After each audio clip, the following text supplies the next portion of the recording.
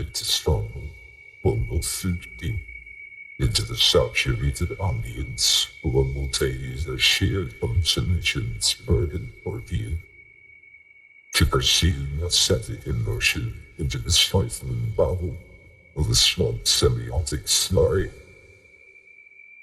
We'll speak of this wild's abyss, its narrow mushwork of excessive semantics and habitual thought tweaks. And we'll speak of the psychically formatting of search and embedded custom in our most dismal swamp of ritualized prediction. So, in an age where the world feels both overexposed and illegible, your work asks how we locate ourselves emotionally and intellectually within systems too vast to comprehend. And your work also asks us what it means to feel our way through collapse. So perhaps we can begin with different mapping. Social media's endless churn of X-anxiety and late post-state crony capitalism, memes or jank space is a cultural expression of what Frederick Jameson called the need for cognitive mapping. And I know that we've spoken about this before. But does your work feed into this, or is it more about affective mapping? I think in the work downstairs, definitely, I have really tried to kind of, so you mentioned these kind of things that we're embedded in, whether they're systems or the world that is maybe too kind of expansive to comprehend. And I think that's kind of always been true, really. I don't think it's especially true of now necessarily, but I think one way that I've tried to do that a little bit is not just through this process of cognitive mapping, which kind of situates someone in a part of the world where they try to kind of make sense of the things around them and kind of conceptualize those things and kind of understand them that way. But I think what kind of makes the situation that you're describing now about the kind of being positioned in this kind of interlinked kind of system of kind of social media and platform capitalism, these other kind of forms of capitalism and whatnot, there is I think there's quite a stress placed on us as subjects within that system, and it creates opportunities for particular ways to understand that kind of system or world that we are in. And I think some ways through doing that is at least by paying attention to some of the kind of affective architecture of those systems. So what I mean by that really is the way that these kind of systems, whether kind of online or I know a lot of the kind of architectures and infrastructure we engage with daily is kind of designed in a way to, I'm sure everyone kind of knows to some extent that this is designed in a way to kind of leverage and produce affect, or kind of not even emotions, but these kind of pre-conscious responses to the media that we see on the internet. So this is pretty well kind of, it's pretty well summed up in the idea of something like rage bait, where you get content that kind of deliberately tries to make you feel angry or upset about something so that you give it more attention and get involved in an argument online or something. And I think I think the film showing downstairs, The Bastard Fields, was something about trying to pay attention to the affective states that I'm in as a kind of person negotiating and navigating through these fields as well. And a lot of these kind of states are somewhat kind of confused and depressive and maybe pessimistic. And I was really interested in the kind of value of those feelings and what can be done with those things. In the same way as one might kind of try and map the place that you're in. And I think this is kind of something that I'm doing that is not dissimilar to how people would have negotiated traveling through a swamp a long time ago. For instance, there are kind of folk songs that have been recorded for people who, by people who have kind of written songs that actually help you kind of negotiate the kind of landmarks and the landscape of a swamp. So in some way, I kind of thought maybe these affects and emotions might be able to be useful to form a similar kind of map in a way. or at least something that people can maybe even relate to somehow. Like maybe we all kind of have the same feeling of being kind of utterly confused and depressed sometimes by looking at a kind of social media feed. I think there's also something here about films like How to Be a God. I watched that recently and it really reminds me of your work in some ways, that it takes the viewer out of, it's kind of an unintelligible film in some ways, but what's intelligible is the affect it has on you, and how I actually couldn't finish it because I felt quite sick watching it. And I think this is kind of maybe what you're getting at when you're saying the algorithms don't really want us to respond in an intelligent way, but more of like a gut sense of living with decay, dread, excess, and how we're kind of both overstimulated and numbed at the same time. Like, what does that do? It's this contemporary disorientation in a way that I feel like your work is trying to get at. Yeah, exactly. And like that kind of contemporary disorientation, I don't think it's something that's it's probably something that's quite common to a lot of people's work through many decades as well. A lot of artists who have deliberately tried to, even Brecht or something, by kind of breaking a fourth wall, kind of makes like a viewer of his work try to consider their position in relation to what's being said on the stage. So, I mentioned like a film like Hard to Be a God, which if anyone hasn't seen it is kind of like a single camera perspective that follows around this aristocrat through this incredibly dense and confusing, disorienting, medieval world, and it's completely populated by really overwhelming array of textures and smells and shit and grub slime, and it's a very kind of intense experience. So when I saw that as well, I related it to from my own experience of living in the world, but also related to what I want to do with these videos as well, is that kind of same positioning of someone in a kind of very disoriented state. And it kind of comes back to that cognitive mapping thing. I was kind of curious about what kind of intellectualizing might be done in that state as well. So how could you think your way through this swamp or this kind of situation that is, like you say, confusing or hard to parse? Maybe by looking at some of the ideas that might come from the way we feel and the way we feel and how we share this space together and how we feel about it. I might have forgotten some other part of your question. So. No, there's also something here about Yancey Strickler's dark forest theory of the internet as well, and thinking about how these sort of affects or ways of thinking through something can exist in very small communities, sort of based outside of the internet as an entity, I suppose. And yeah, like animals in a dark forest, these communities tend to try and hide. And I feel like there's also something here about, like if you know, you know. And I feel like your work is very much in that same language of a designed space of unknowing. I feel like your work is maybe it's kind of hard to grasp on a first watch. And I think maybe that's intentional. Yeah, definitely. So there's a few things to say about this dark forest theory of the internet. Firstly, it's in relation to how I have experienced that dark forest of the internet, these kind of low light kind of community spaces, and how I initially came across this, maybe like in the 2000s, when I first came across the Cybernetic Culture Research Unit's website, and I found it very hard to parse and couldn't understand what it was about, but it was quite exciting nonetheless. So I think there's one element of these spaces in which their kind of confusion or repulsion can actually drag you back into it with curiosity.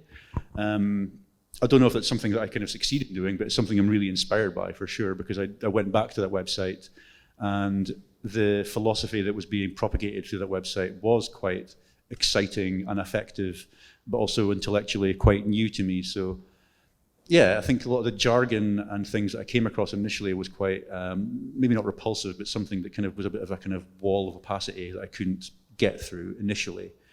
But I think that kind of work in doing that is really key to growing a kind of appreciation or a love for something as well, which happens with these communities as well, I think. So in a lot of kind of contemporary dark forest online communities, I suppose, I kind of feel like these spaces similarly deliberately build up a kind of language or jargon, which is maybe a bit of a dog whistle or even more of a kind of calling or a space to inhabit for the people who are part of this community, which is incredible, obviously. I mean, there's a lot of communities online for people who can find a safe space that is distinct from the world they inhabit normally, somewhere where they can maybe explore different parts of, say, I don't know, their politics or their sexuality with a like-minded group of people. But I also think that the praise or I think it's quite easy to romanticize this kind of dark forest, because it might be a little bit naive, I think, to extract it entirely from the architecture of power that comes with the internet in general and platforms. And there are people that run these things, that run communities, and for particular reasons.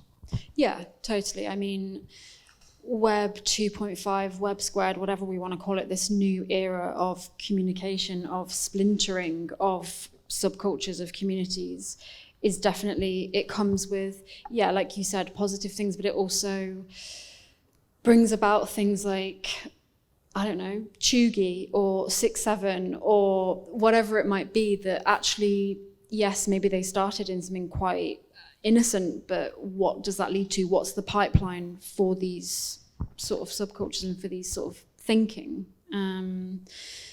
But I think I want to talk about the characters in The Bastard Fields, but I want to start with Ivor Cutler, who opens the work in a sense.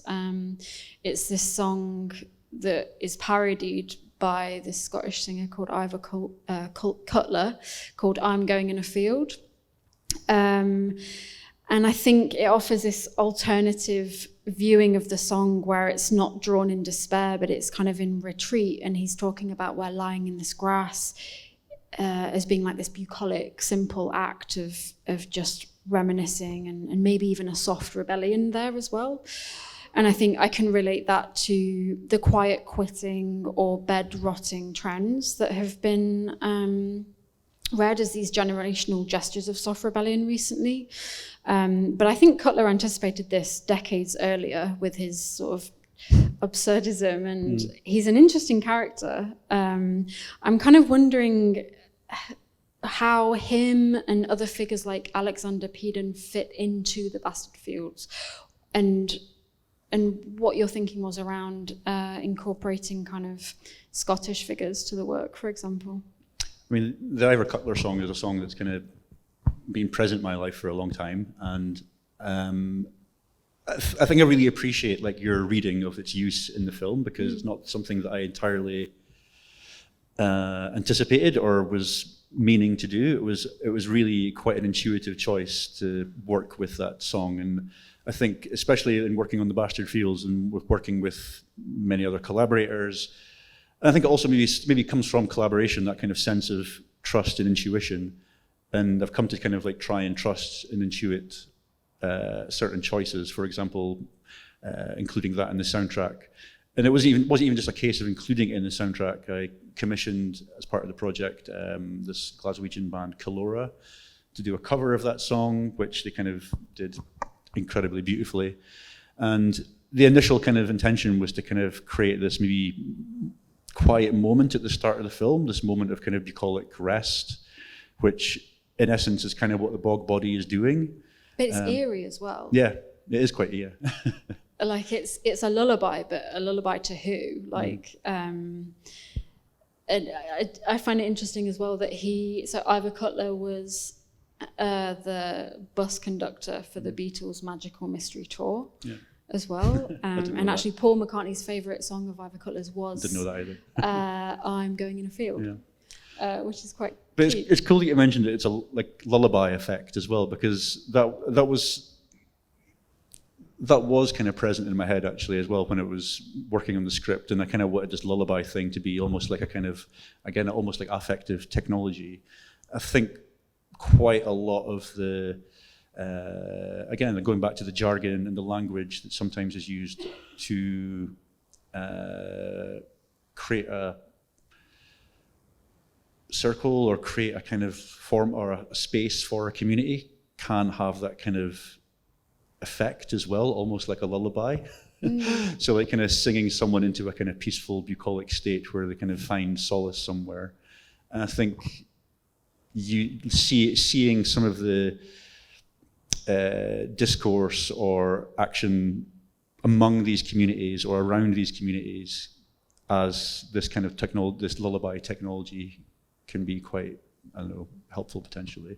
But about the other, like, again, it's also got that Scottish connection. So I do use a lot of kind of Scottish references in the film, and you mentioned Alexander Peden, and that kind of brings up a really significant touch point for the development of the film, which isn't really explicitly made in the Bastard Fields, but a lot of the research initially circled around this like Scottish group of kind of religious dissenters in the 17th century called the Covenanters, who, if you don't know, were dissenting by practicing a religion or a version of Christianity which wasn't kind of decreed by the king at the time. So they kind of essentially had to practice the religion in what they called field conventicles, and these field conventicles were illegal from a kind of new terrorist act which came about through in the 17th century as well. And in those field conventicles, which took place in specific locations or sometimes in random locations in the kind of the Scottish countryside, and I don't know if you know the Scottish countryside that well, but it's not super friendly, it's not super hospitable. So that really drew me to the potential for exploring how these kind of communities can find a safe space, or what is ostensibly a safe space, but is actually quite a hostile environment, whether it's the hills of Scotland with its kind of winds and rain, but also with militias looking after you to like literally kill you, or if it's something online where you're kind of having to negotiate a lot of kind of terms and conditions, or other bad actors and things like that. And Alexander Peden, another character in the film, was one of the preachers who was responsible for hosting and organizing and like giving sermons at these field conventicles. And was one of the areas he did this in the cave where the scene with the bog body and the robot is? Exactly, yeah. So there's quite a long scene in the kind of first episode of The Bastard Fields where the bog body character kind of sits in this location with a little kind of fire, and talks to the robot, which was built by Chris McInnes. And they have a dialogue. Dialogue was kind of co-written also by myself and Chris McInnes. And that dialogue takes place at Peden's Cove, which is a really interesting place to go and visit, and just try and imagine that these quite fraught, cold, unfriendly, but kind of hopeful in a way, field conventicles were taking place. And we were in this place, which was a kind of sandstone verge directly above a kind of flowing river, filming in the dark. And it was kind of beautiful just to be there, knowing that these kind of gatherings happened in that place. Definitely. I kind of want to move on now to large language model psychosis, potentially. In 2024, researchers at Stanford described a phenomenon they called AI hallucination cascades. So this is where large language models trained on their own synthetic output begin to amplify errors and distortions until they spiral into incoherence. And on social media, I can see this where this glitch has like this cultural counterpart in the way of AI schizo posting, which I'm sure everyone has seen, but it's this kind of surreal, delusional, or hyper-speculative posts that feel halfway between human mania and machine mimicry. And these language breakdowns kind of echo this in the Bastard Fields. We've got dopamine-gilded scaffolds, proactive paranoia, expendable vibes, no clipping through fairy moss. It feels as if the very syntax of the internet itself is having a psychotic episode in your work. And I kind of want to talk about the language in the film, and maybe we can begin with the red words that pop up on the screen, almost like a manifesto. And where does that come from? Because that writing is very different to the scripting of, say, The Bog Body. Yeah, it's different style of writing, I think. A lot of the kind of red words that pop up on the screen are quite direct, but trying to attempt a kind of still like visceral kind of connection, like asking the viewer to close their eyes.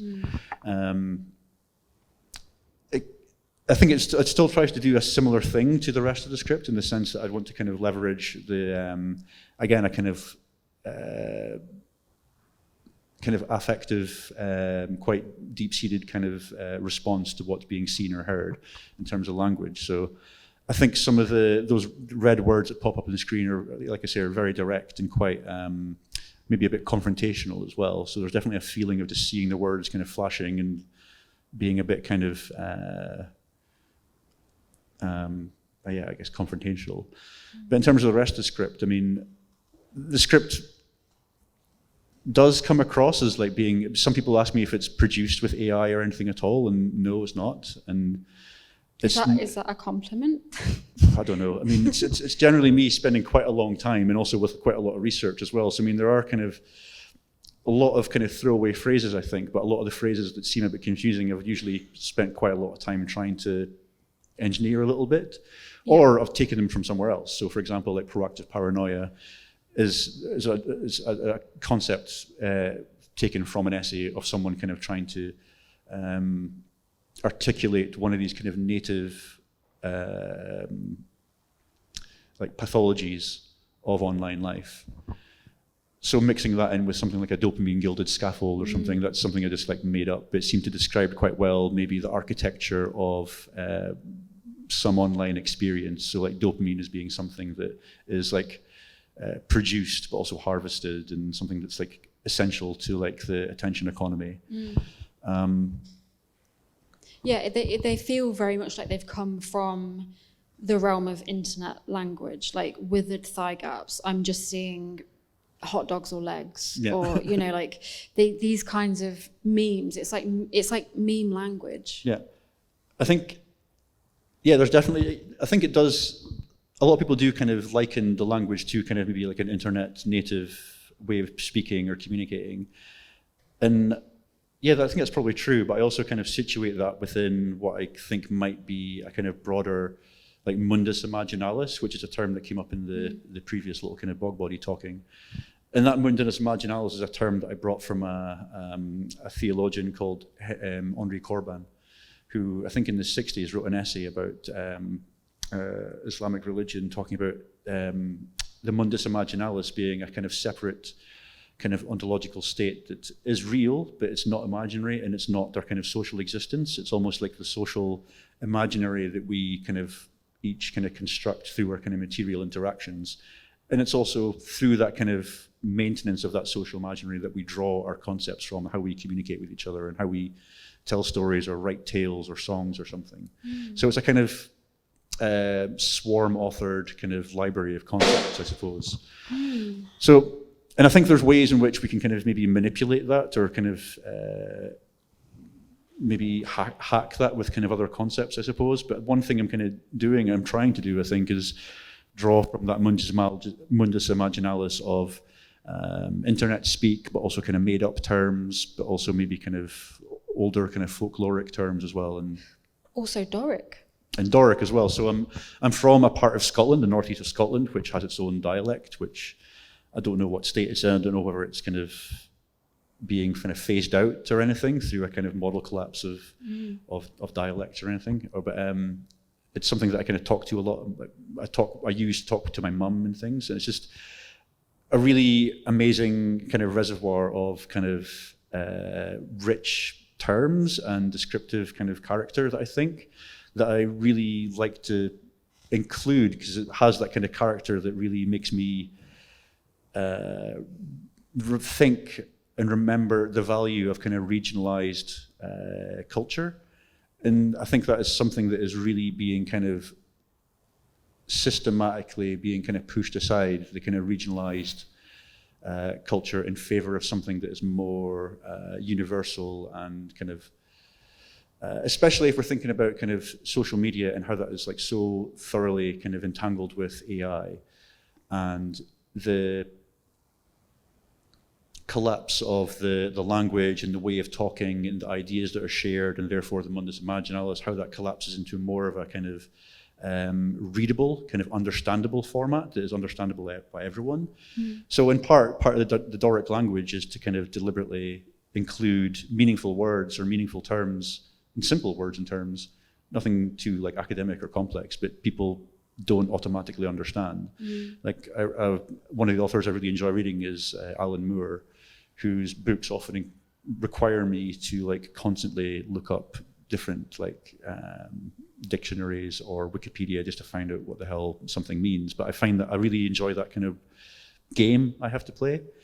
And I think putting, even when I was more of a kind of curator working with kind of physical kind of exhibitions, group shows, I was always interested in placing someone in, or making the position that they're already kind of part of more kind of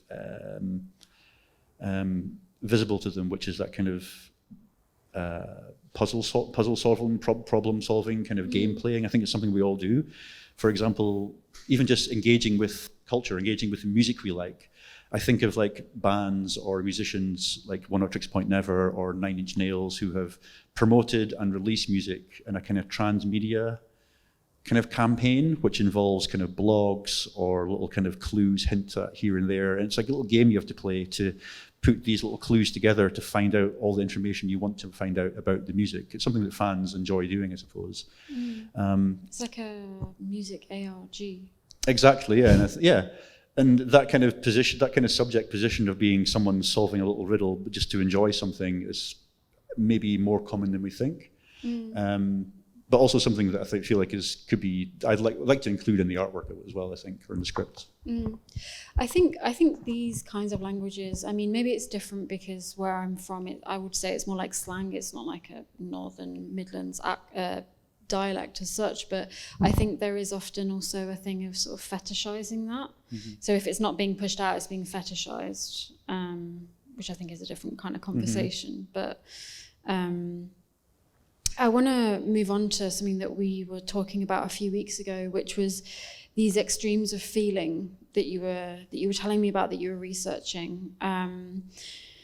And yeah, we've spoken about these before, but maybe we can unpack them. So we were talking about feeling the worst, feeling nothing, and feeling God. So maybe let's start with feeling the worst. And I think you told me this was kind of about sludge metal. Yeah. I mean, it just goes back to your original kind of question about this possibility of affective mapping, and like that's kind of comes from this like idea from Frederick James's cognitive mapping, and this idea of affective mapping. I'm sure other scholars, artists, whoever have already kind of articulated this, but it's not something I've researched. But I'm just kind of intuitively putting together this idea myself at the moment, and I think the idea of like mapping does involve like kind of looking through the or it can be useful if you look to the extremes of a territory. So the kind of extreme, in the case of affect, like the extremes of feeling. And what I found kind of potentially relevant to the maybe online kind of digital kind of neural context that you've described is these extreme feelings that relate to, and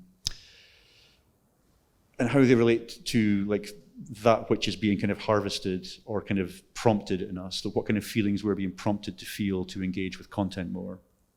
And maybe the extremes of feeling that could maybe be beyond those kind of things. So the extreme feelings that I could potentially think of were, yeah, like you said, feeling the worst. So there's a lot of kind of depressive like aesthetics, I suppose, and maybe a kind of an aesthetic a kind of dysphoric kind of aesthetics, maybe in the Bastard Fields, that I want to kind of make use of and build on, I suppose.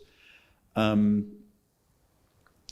the way that I kind of thought about, the tool I wanted to use to think about how to feel the worst is sludge metal, which is a kind of subgenre of metal music, which really kind of commits itself to a kind of degeneracy of kind of thought, of morals, and of spirit, really.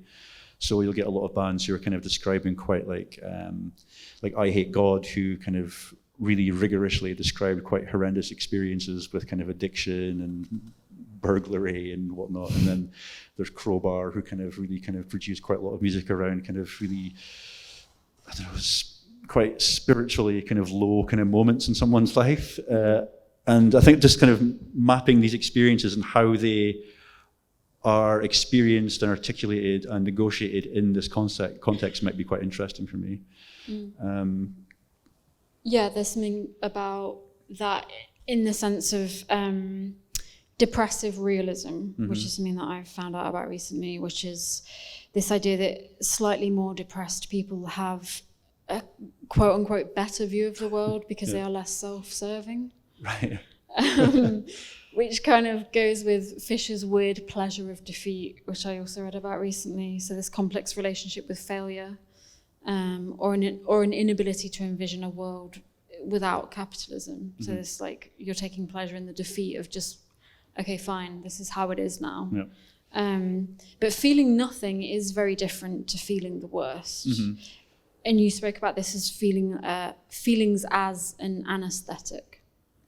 Yeah, I think, so one of the things I've drawn from to like really think about the extreme of feeling nothing and how that might be relevant to us now is obviously the idea of aesthetics, which people I think are generally familiar with, is kind of the sensing of things and the sensibility one has to the abilities to sense things.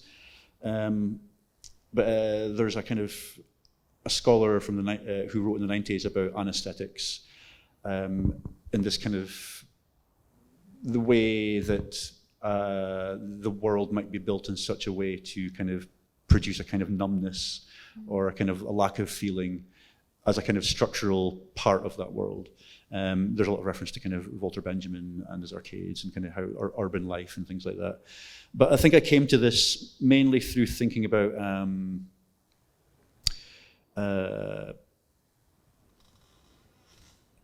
the way that maybe algorithms are designed, but also maybe some kind of communities might also kind of embody that kind of logic as well, in a way that there's correct or incorrect ways of feeling about something or understanding something.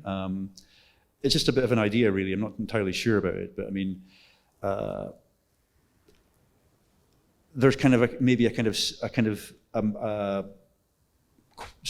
it's quite deliberate in some sense, but accidental in other ways, managing of our senses that are quite like have a quite anesthetic property, I think, maybe.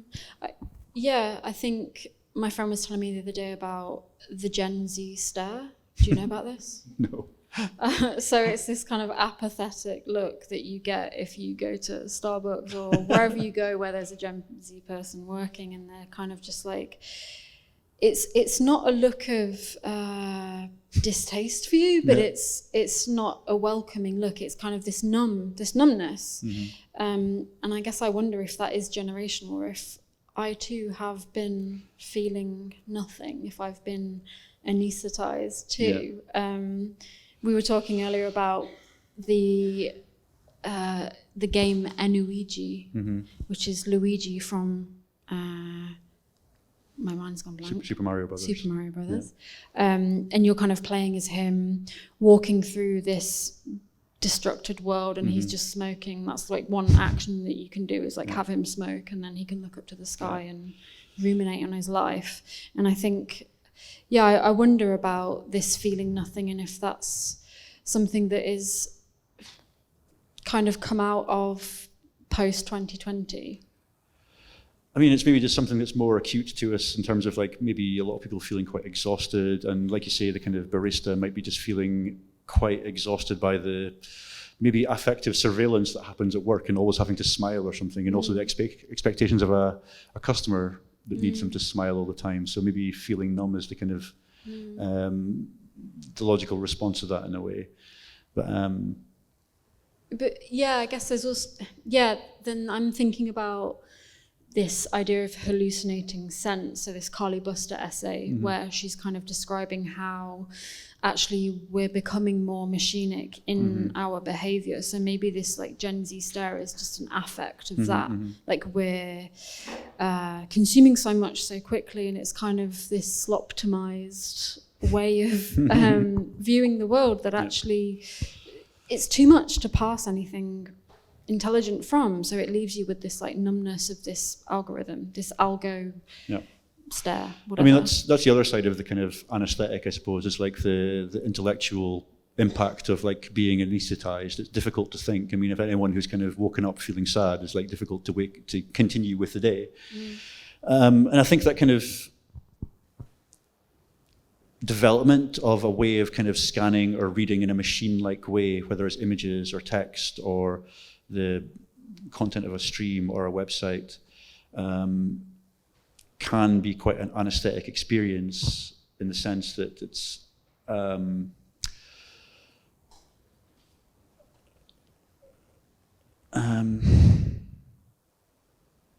I've lost my train of thought there. Yeah, like machine-like. So it's something that can be learned as a way of kind of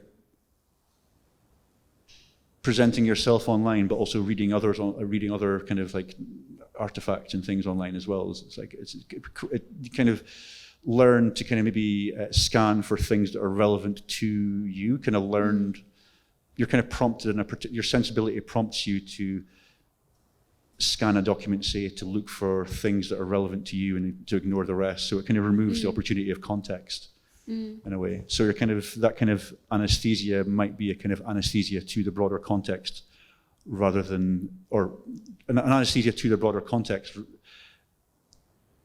whereas you're kind of more kind of drawn to particular kind of like parts of an image or something. Yeah, like vibes coding is, I think, she maybe refers to it as. But so what about feeling God? That was the other extreme, and I've just had a kind of ongoing interest in kind of Christian mysticism and mystics who find themselves kind of overcome by kind of certain visions or experiences of God or of a saint or something. And I was just kind of interested in how something like that might fit in as well. So how might a kind of contemporary version of that, of kind of feeling God, this kind of overwhelming sensation that kind of overcomes the body, so much so that it can't really be put into kind of human words. I mean, mystics have kind of transcribed their experiences, but in a way that kind of oftentimes requires them to use like an apophatic methodology, so they can only describe God or their feeling of God in the negative sense. So they can say what it is not, but they can't say what it is. So that kind of, I kind of think about that maybe in relation to more kind of contemporary figures. So I kind of recently rewatched an anime called Lane, Serial Experiments, which is a super well-known thing. I'm sure a lot of people have seen it already and thought about it more than I have as well. But that kind of foregrounds a young girl ostensibly being kind of introduced to the internet, but kind of becomes maybe more a part of it than she had kind of ever reasoned to be possible, but also kind of her life, it transpires that her life has kind of been a bit of a kind of engineered artifice that kind of prompts her to engage with that infrastructure. And again, kind of thinking about our relationship with that type of character as well. So how much are we being prompted to engage with and thus read content in a particular way through kind of, so that is kind of machine readable and machine kind of comprehensible. So like we're being forced in a way to make content that serves the algorithm. Yeah, potentially. I mean, I don't know about forced, but I mean, definitely kind of prompted or kind of encouraged in a way that what is kind of being read or kind of boosted by an algorithm is something that is maybe, so people, the common thing is to kind of take a selfie and say, here's a selfie for the algorithm, because a face is readable, whereas a lot of kind of other things are not preferred. But I think it goes deeper than that now, right? With if your background looks like you live in a bedsit, you're not going to be pushed to the top of the algorithm. it has to be a Yeah. kind of very aesthetic look Mm-hmm. to a video or whatever. I Yeah. feel like it's the algorithm itself is also responding to what people want to see, but maybe what people want to see is just what they're being fed. So it's like this weird Yeah. feedback loop. And I was I was really loving during the course of researching and like developing these like the work for Bastard Fields was kind of like, I guess what you might call the gutter or something of this feed. Like, so things that maybe aren't being boosted, people who have like a very small amount of followers, but it tends to be people who are maybe, I don't know, not having a good time with their life, posting from quite a horrible place, or and maybe just ranting, what you might kind of see like on Facebook, kind of just these like rants online. And the way these aesthetics are quite interesting to me in the sense it tends to be maybe a camera on a phone facing someone's face, and it's maybe kind of not framed very well, a bit blurry, it's quite a dirty place or something. Yeah, there's a great website called Incognitube, I think, which only shows you YouTube videos with less than 100 views. Oh, amazing. There's some real gems on there for sure. I'm quite conscious of the time. There's so much more to talk about. I feel like we've literally not even scratched the surface, but I want to move quickly to this idea of cultural relics in general. I want to talk about this idea in the Bastard Fields, where it's this landscape of disorientation, but within it are these inhabitants that feel familiar to us because they are context creators. And I think this is something that has had a lot of noise around it recently with this idea of, I guess, subcultures and how they are manifest and how they are becoming, I guess the algorithm is kind of feeding off them and they're kind of very fleeting. So girl dinner, brat. Are these actual genuine expressions of identity, or are they relics in real time? I mean, I don't know what they are because I'm not really a part of them, and I don't want to kind of speak for them or on them necessarily, because it's not something that I'm really a part of, really, like in terms of like something like brat or whatever. But I mean, the relics again is something that came to me in the research as something that really helped to think about the way that a lot of online communities work and how they share that logic with something like AI as well, and model collapse, and well, just how AIs have to work. And that's in that the sense that, well, first to kind of go into relics, I draw a lot of this kind of research from authors that I've collaborated with before in previous projects, the Confraternity of Neoflagellants. They've written these kind of theory fiction books about neo-medievalism. And in this, they kind of go into what they call relicking.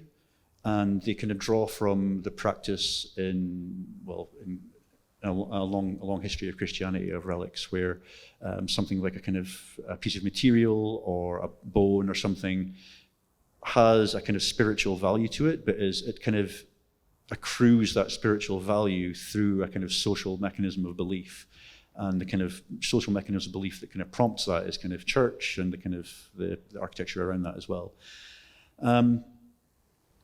But to kind of build on that, I kind of came across a really interesting monastic kind of procedure called clamor and humiliation of relics, wherein in a town where a kind of church possessed a relic that was maybe important to a certain donor or something, but maybe say this donor owed money to the church, then the church had in their power and had an actual kind of very kind of elaborate ritual ready to go to humiliate the relic. To kind of, and they called this kind of clamor around it. They would kind of take it away from its kind of pedestal, put it on the ground in a special place, and just revoke its spiritual value, almost as a kind of blackmail, so someone could pay their bills. That's insane. Yeah, and I kind of feel there's a similar way of, or a similar relationship working here in the sense that, say, for example, in a project that uses AI that might require, or rather than focusing on the output of the model, it makes the viewer want to focus more on the architecture of the AI itself. So what's involved with that is not just the compute, but also kind of the trust and the data and the people that create that data. And say, for example, you kind of want to create a data set that involves lots of choirs from around UK. You might kind of want to use lots of choirs that have a certain regional value to them, or a certain other kind of value about their identity or something.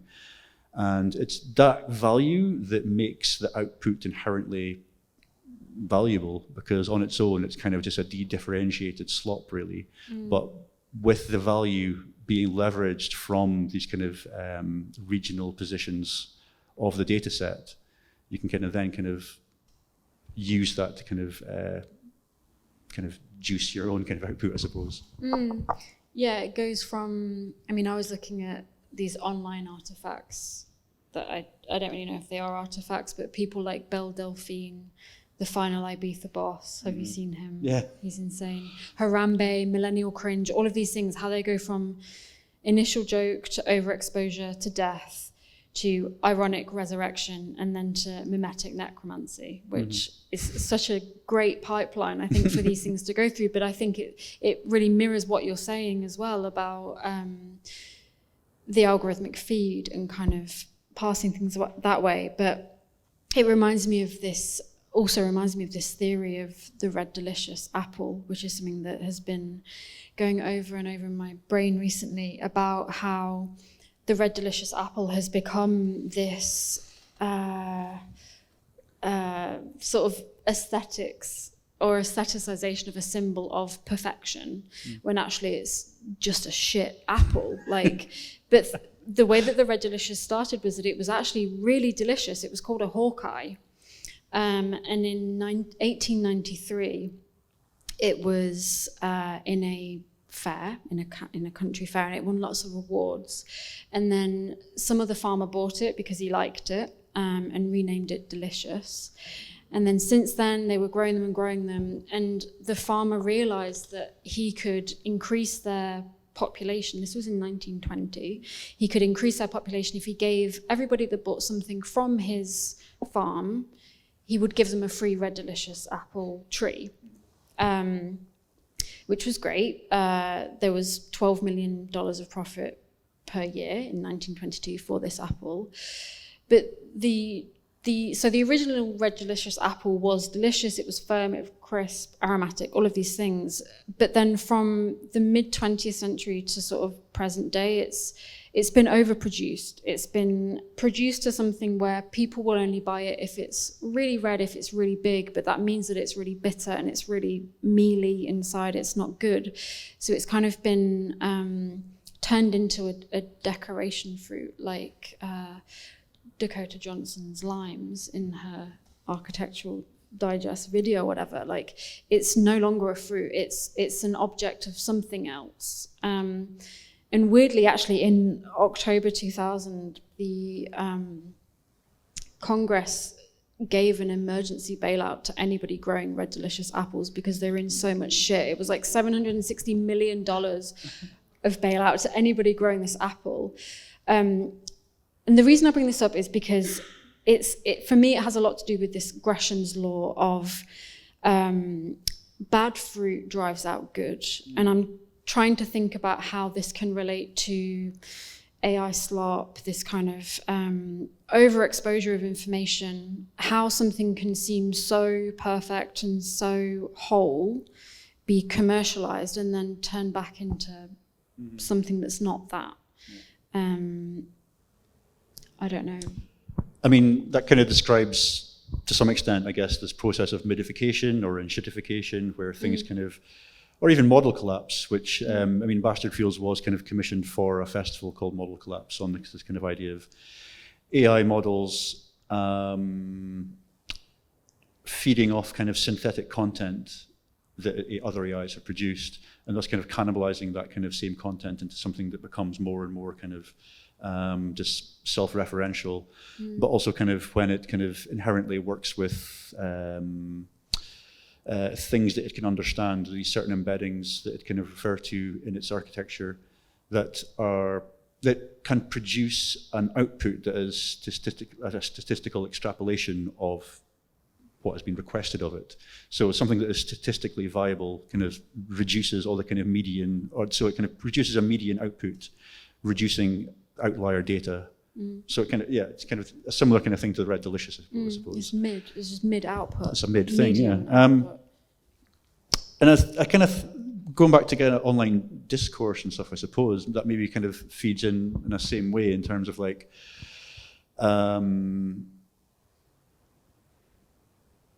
certain things can maybe kind of bubble at the top and seem kind of have get a certain traction. Maybe something that kind of has traction is what gives it value, rather than something that has latent kind of interesting kind of quality. So something that is designed to be liked, rather than something that you can find something likable in. So it kind of takes me back to, again, something like the CCRE website that I came across when I was younger.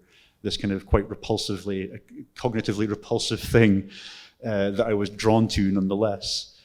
But something that's designed to be liked, like the Red Delicious, is inherently disappointing. So like in the same like a subculture, I think any subculture that is designed to be a subculture isn't a subculture. It's just a total. It's just selling shit. It's the game. If you know the game, you've lost the game. Yeah.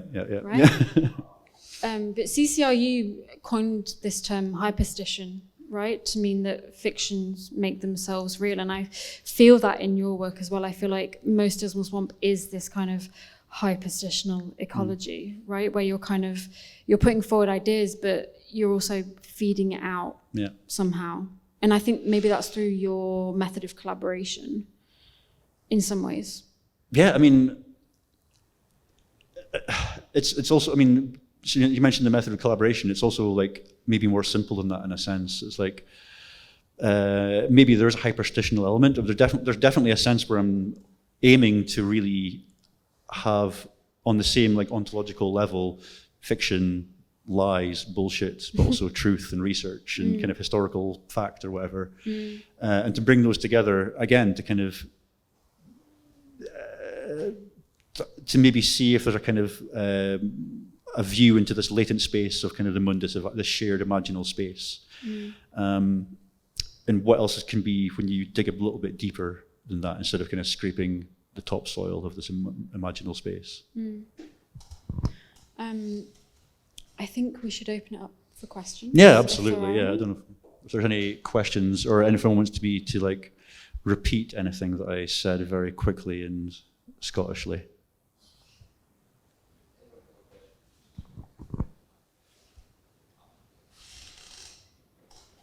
I'll give you my mic.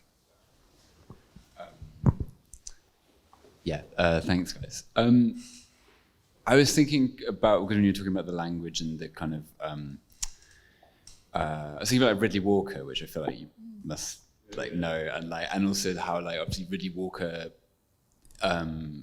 uses the mode of dystopia in a way, and like you also how you point out that maybe within a lot of these kind of like online communities, there's maybe a missing or not an acknowledgement of the implicit like power dynamics that are still going on there. But like utopia, obviously, within a utopia, within a dystopia, there's always a clear idea of kind of like, or dystopian fiction, there's always a clear idea of the powers that got them there. And I basically, I wondered if, I mean, in some ways, dystopia is a very basic way to think about this, but is that a useful, in terms of like, because it has a political projection, utopia and dystopia, and I wondered if that anyone resonates or is interesting. Or like.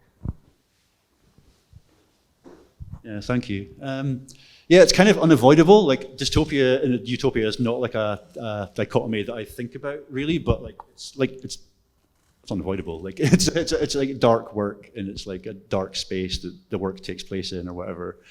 But I think maybe it's something more related to like, I mean, I don't know what's involved in this concept of depressive realism, but maybe it's something related to that in a sense, that it is quite a realistic view from a depressive perspective in a sense. And I don't think that the depressive perspective necessarily grants you a better view, but it's certainly a view. It's a situated view.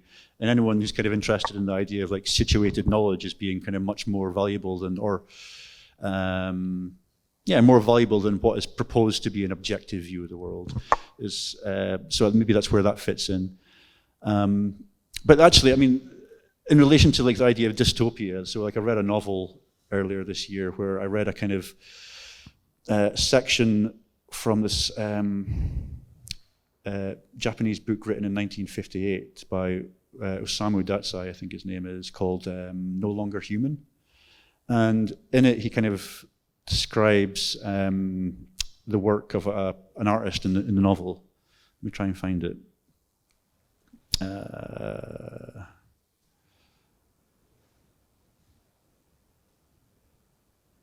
It will be worth it, I promise. Let me find it.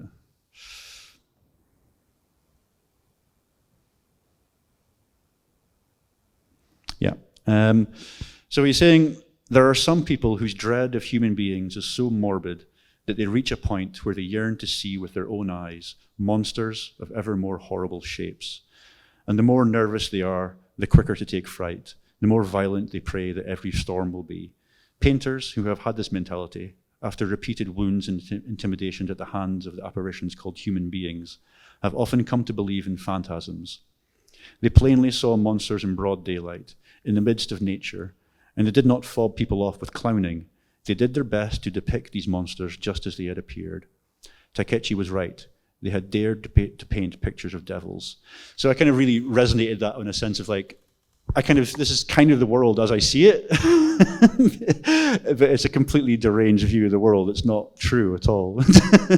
But I think there's still value in these like deranged views of the world, I think that's kind of what all artists are doing, I think.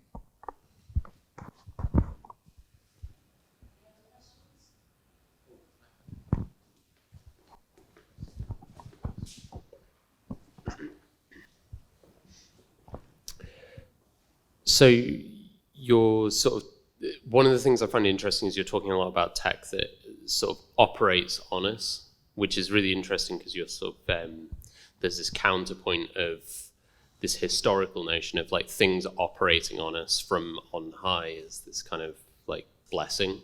It's actually something, so there's, already the world has shifted quite a lot in terms of how we view things that are essentially the same.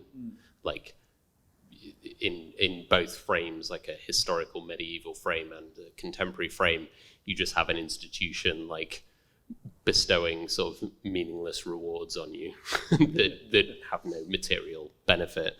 But we're kind of coupling this with this space of the swamp that is like both sort of leveling and averaging, but also generative.